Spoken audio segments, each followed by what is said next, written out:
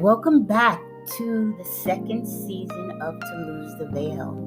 I'm Leslie and I am your host. I'm Bonnie. Hey everyone, I'm Stephanie, also known as Soli. Hello, this is Gene. I'm Brianda, aka Sole. Just to give you a wrap up, in the first season, what we actually did was we defined the divine feminine and we looked at different cultures to see what aspect of God, if there was any, that actually had attributes of the divine feminine. So we went to Hinduism, which is an Indian culture, and we found the Shakti and the Kundalini. And we also looked at Judaism. And in Judaism, they call it the Shekinah or the Shekinah, that very clearly indicates this feminine aspect of God. And then we took that and we brought it back over to the Western Hemisphere, looking to see where we could find a feminine aspect of God.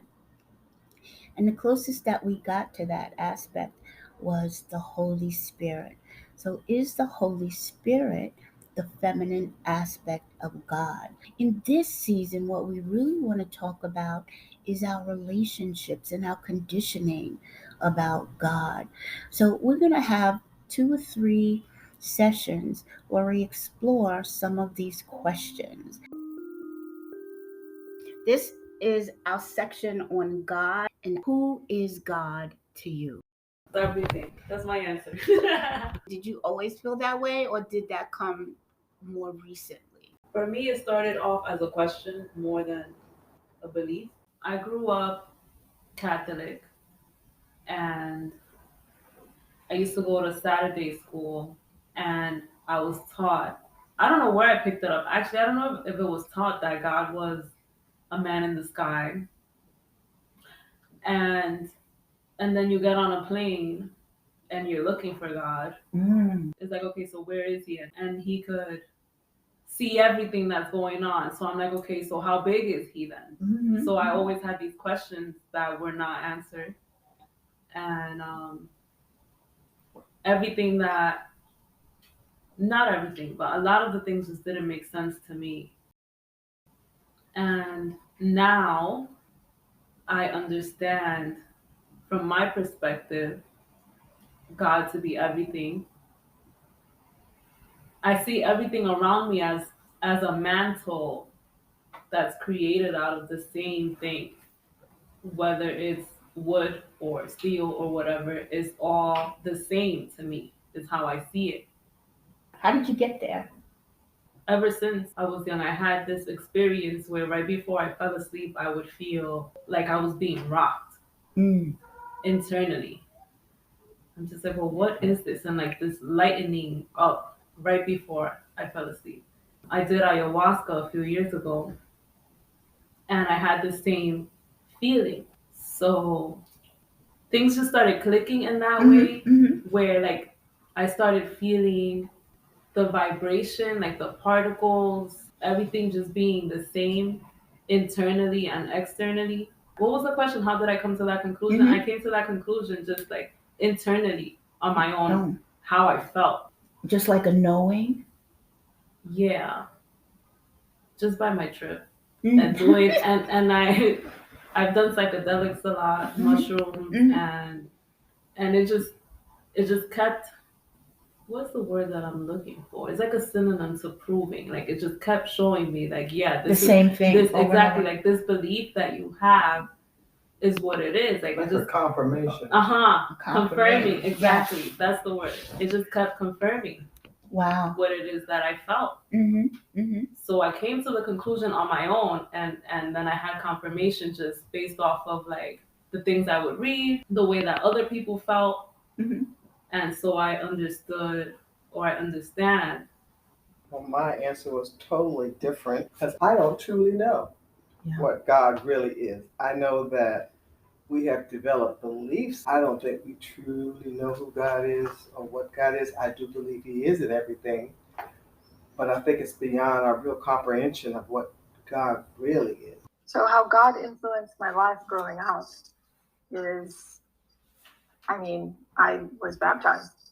I grew up in a conversation about being connected to God, being a child of God, being faithful, being, and I guess it was connected to this whole thing about honoring thy mother and thy father. Mm-hmm. And, I recall going to Sunday school. I recall my grandmother lining us all up. My grandmother had 14 children. So we were, there was a line of grandkids that she would send to church on Sundays. And each of us, she would give us 50 cents.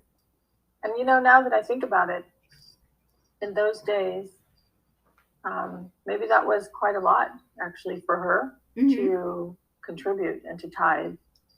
And I'm only now present to my grandmother being such a faithful woman. And at some point when I was younger, I thought that my path was to be a nun and just be completely devoted and have my life be being of service to God. At some point that changed because I don't know, in a child's mind, you get things mixed up. Okay. So let me just ask you this question. I realized that I wanted to be a mother, and somehow, I don't know, I did the calculations and realized that nuns, even though they might become our Holy Mother, they, didn't have children. So I, have always actually I feel like I've always been in a space where God has been revered. So are you afraid of God? Does the word God strike any fear in you as a little girl or as a woman now? No. And never did. That's good. That's good. And do you feel that there was a cost between how you revere God now and how you did when you were, how you grew up revering God? Well, I'll tell you this. What didn't happen is God being connected to this word called the divine. And so, although as a child, I was connected to being a child of God, and even growing up being a child of God, there's a transition from child to being a woman. And I don't experience that there was a transition to the divine in me.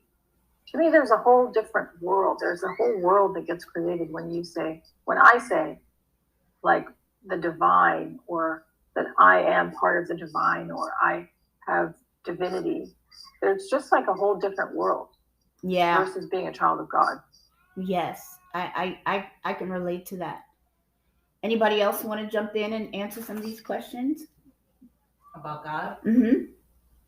For me, God was some unknown male entity and Jesus. Mm-hmm. As I grew older, I started questioning why God was assigned like a sex to begin with. Interesting. Good point. Yeah, I started questioning that, and I started questioning like why everything was written like, unto him. He, everything was from the male perspective. And if I was made in the image of God, why wasn't God a woman? So then that led me down just, the more questions I asked, the more questions I had. Mm-hmm. Right? And now I'm at a point where God isn't so specific. And one thing for me was always certain that God is. It was something that I was taught. I was taught that God exists, but it wasn't something that I ever doubted. And Jesus actually played a big role in that because Jesus was the introduction. So for me, now I see Jesus as, like in the movie Malcolm X, where at the end, the Spike Lee joint, where at the end all the kids are like, I am Malcolm X. I am Malcolm X. That's how I see it. Like, I am Jesus. Mm-hmm. I am Jesus. Everyone is Jesus, right? Everyone has the potential to be Jesus, and everyone has the potential to be godly and divine like Jesus. Well, she pretty much said it all. Let's start from the beginning. For me, my introduction with God was just on because my family was not very religious. My father was Catholic.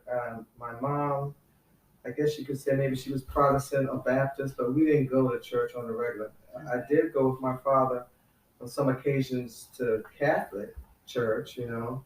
I didn't get much from it because it was like this chanting back and forth with the priest. He say a few lines, you say a few lines, you know. And I did go to catechism for a little brief while. So it was really just going to church. But then when I went to, I guess you could say the Baptist churches, and reading some of those scriptures, God seemed like he was someplace far off. He was a person. He did have this male entity, but he had a lot of characteristics like a human person. Like he could get angry and show his wrath and all that kind of stuff, So that's what I dealt with. It wasn't until I became a young lady, and I met another young lady who was very enthusiastic about religion and stuff like that, who introduced me to what they call at that particular point in time a non-denominational church. Some of them were called word churches, and that was my first real opening up to, I would say, Christianity for me. And so it afforded me an opportunity. Well, actually, before that, it was actually I saw that movie. What was it? Easter, about with Jesus Christ and the whole crucifixion. Yeah, there was two of them that would come out every year. For that. every year. And I don't know, this one particular year when I saw that thing, I was just like so enthusiastic about learning the Bible and stuff like that. I went out and bought the Bible. But anyway, when I got to that church, we actually, read the Bible, kind of learned the scriptures and things like that. And they were bringing it from a perspective like, I guess what you would say, your words have power. And they were teaching you to use scripture to stand on in your life, So that was my first thing. But I still had that concept that he was still out there, still a male type of figure. Maybe not so much being like angry and doing all those kind of things that you would think a loving God would do to his children. You know what I mean? But as I continued along in life, new things started to open up to me. Like when I met Leslie, going to the workshops and things like that, started to get a whole different perspective. I mean, because I kind of went the whole gamut. I was looking at some of the Eastern religions, and all that stuff, and I kind of did a whole full circle and came right back where I had started. But now I have a whole new perspective on it. I still don't have a real definition of what God is. I know we talk about the energy and we talk about the kundalini, but I think it's even more than that. And when we talk about it being in everything, it does have a form of intelligence and stuff like that. And we're bestowed gifts to kind of like get better acquainted with God, like our intuition and stuff like that. I mean, that has to be come from somewhere. So I'm still searching, but I'm glad you brought up the feminine part because I too had that whole question at one point, what about, we have a mom and a dad. How come with this perspective, it's only a dad? Why isn't there a mom in there somewhere, Yeah. So I'm still refining myself with this, so it's gotten better. So I kind of feel like Jean did. I think in the beginning, growing up, God was this man on a throne that ruled everything. And now I kind of know better. I know different. Let's say I know different, not better, but different. I guess I was about 5 or 6 or something, and my mother would send me to like Sunday school. The things that I remember, someone saying that God is everywhere in everything. Didn't know what else they were talking about, but I heard that part. And of all the Psalms that I remembered, I could only remember the 23rd Psalm. Whatever that reason was, that's the one that I could remember. And then I got in between, like in my 20s somewhere, and I had to move out of my mom's house, and I got my own apartment, and I was working. But I had gone to a 7-day Adventist school, and they told me that working on the weekend was blasphemy. And when I lived over there by myself, I got so much turmoil inside. I want to do right by God, but God has got to see that I have to earn my own living. And if I have to work on Saturday, this loving God would allow me to do that. So just all that kind of stuff. And throughout that period, then I got introduced to Buddhism, and I chanted Nam Myoho Renge Kyo. And when I would do that, my whole body would start to vibrate. And they talked about you chant so that you can tap into your Buddha nature. What's Buddha nature? I thought that was cool. Okay, what's my Buddha nature? And then I would pulsate and I would ask people, why am I doing that? Why does this happen? What bothered me about that, most of those people there could not tell me what that was. They couldn't tell me that that's the energy of God inside of you. That's your Buddha nature. Nobody could say that to me. And I thought that was really weird because you've been chanting how long and you can't tell me this? Okay, fine. So I didn't stay with them very long. And then I remembered also when I was a little girl, I used to stare into the sky, an open sky. And when you stare and you see those little particles and all that kind of stuff, I'm like, it was just so fascinating to me to see these particles floating around. I used to play dart with them. Or maybe that's God, because they said God is everywhere. Oh, wow. And, so just one thing after another. But I do have to say that growing up, doing the things that we do, or learning about sex, or having your experiences in life, I was always shadowed with, am I doing the right thing? If I go to work on Saturday, God is going to hate me. And I had to talk myself out of that. I had to really talk myself out of that. Teddy Pendergrass came on real good for that. One of his songs, I was playing that song all over because it made more sense than that I would be punished because I'm working on Saturday. What song is that? Which one?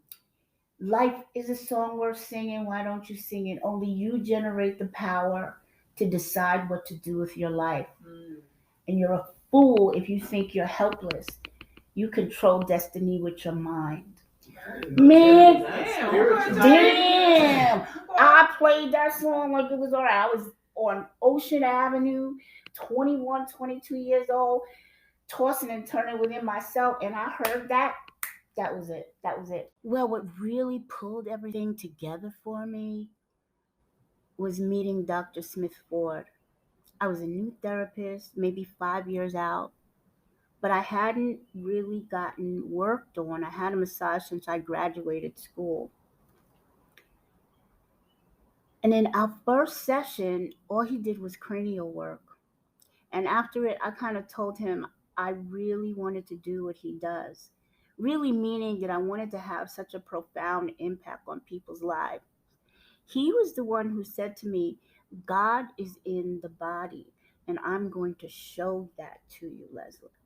And when my body started vibrating after some of the work he had done, I could relate it to my experience as a Buddhist. When he told me that we were swimming in God, I could relate that to the particles of light that I would see as a child. And the idea that God was everywhere. And then one day, I had a session with him. It was May 19th. I don't remember the year, but it was so powerful. I remember this energy just rushed up through my body and into my mind. I could really see worlds colliding, folding and unfolding. And I realized that I was kind of witnessing creation within my own being.